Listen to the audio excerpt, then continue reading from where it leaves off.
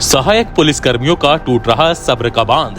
एक सप्ताह में मांगे पूरी नहीं हुई तो होगा आंदोलन।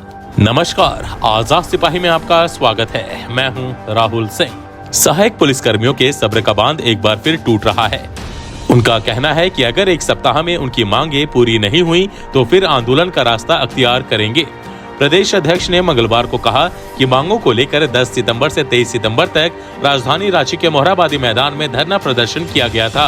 इसमें मंत्री मिथिलेश ठाकुर ने मौखिक आश्वासन दिया था कि आंदोलन समाप्त कर जिला में योगदान करें। सरकार उनकी मांगे 15 दिनों में पूरी करेंगी। आश्वासन के बाद सहायक पुलिसकर्मियों ने आंदोलन स्थगित कर दिया था। इतनी अवधि बीत जाने के बाद भी सरकार ने इस दिशा में कोई कदम नहीं उठाया है।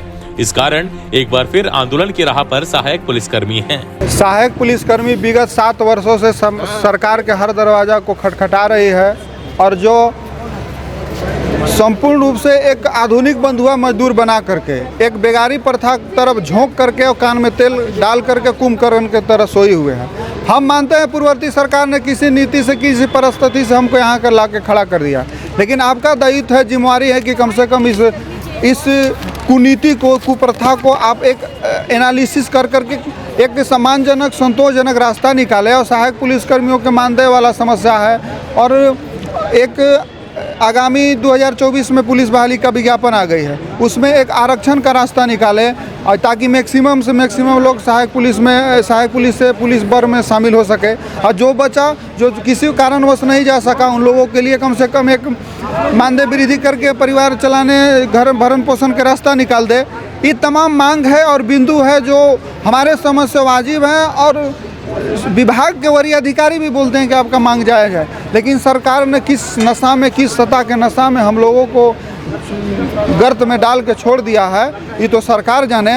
लेकिन हम बार बार आग्रह करेंगे कि कम से कम जो विज्ञापन है उसमें तत्काल उम्र सीमा में छूट और कम से कम आरक्षण अधिमानता में बढ़ोतरी और जो पुलिस संवर्ग में बहाली न हो सकते हैं उनके लिए जीवन यापन का एक मानदेय में वृद्धि, इतना काम तत्काल कर दें। नहीं तो इस 15 जनवरी के बाद अबर बार जो आक्रोश है, जो दर्द है, वो ऐसा उबाल मारेगा कि 1857 के सैनिक विद्रोह के बाद झारखंड में सहायक पुलिस का विद्रोह होगा और निर्णायक और समापन तो संवैधानिक ढंग से, शुरुआत तो संवैधानिक ढंग से होगा, लेकिन समापन किस ढंग से होगा वो वक्त बताएगा, उस समय बताएगा। हम आग्रह कर देते हैं इस उबाल और इस दर्द दोनों को समझिए आप। किस तरह का आंदोलन करने का? आंदोलन संवैधानिक प्रावधान के अनुसार शुरू होगा।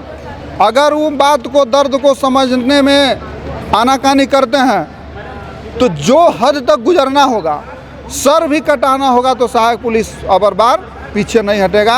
या तो नौकरी रहेगा या नौकरी जाएगा, दूगो होगा अबर बार, करो या मरो। मांग पत्र तो हम लोग पहले ही दे चुके हैं।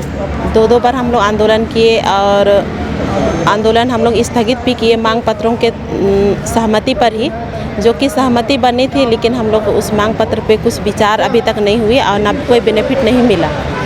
तो सरकार से आप लोग के माध्यम से यही बोलना चाहते हैं कि 15 जनवरी तक हमारी मांगों को लेकर पूरी रूप से ध्यान दें और नियमावली पर पूर्ण रूप से विचार करें, जो कि हम लोग सहायक पुलिस एक नॉर्मल लाइफ जी सके जिला बल की तरह।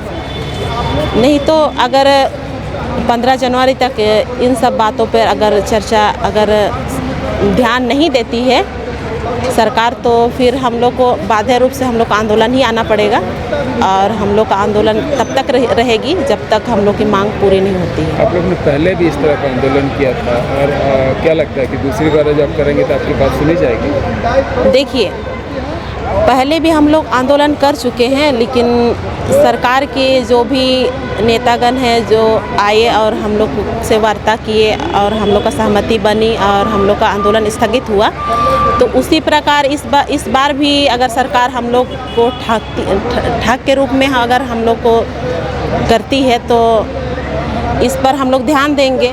जो कि हम लोग का लाइफ का सवाल है, जो कि हम लोग 7 साल ऑलरेडी दे चुके हैं, अपना सारा जवानी, अपना सारा उम्र सीमा सब चीज़ ख़त्म हो चुका है और पढ़ने की जो भी स्थिति है वो भी ख़त्म हो चुकी है। तो इसलिए हम लोग सरकार से यही उम्मीद रखते हैं अभी तक भी कि हम लोग की सारी मांगों को पूरा करें और हम लोग पे विशेष ध्यान दें जिस प्रकार से कि और कर्मियों पे आप ध्यान देते हैं, महंगाई भत्ता हुआ और भी विशेषकर महंगाई भत्ता पे भी तो कम से कम ध्यान दिया जाए और नियमावली को हम लोग का बदल दिया जाए, जो कि हम लोग का नियमावली पूर्ण रूप से सही नहीं है। विगत मतलब कि पूर्ण सरकार जिस प्रकार हम लोग को नियमावली बनाई थी उस पर हो सके अगर पूर्ण रूप से बदल दिया जाए तो हो सके हम लोग का जीवन अच्छी तरह बना जाएगा। क्या आपकी मांगों में महिलाओं के लिए अलग से कुछ ऐसी डिमांड्स भी हैं क्या?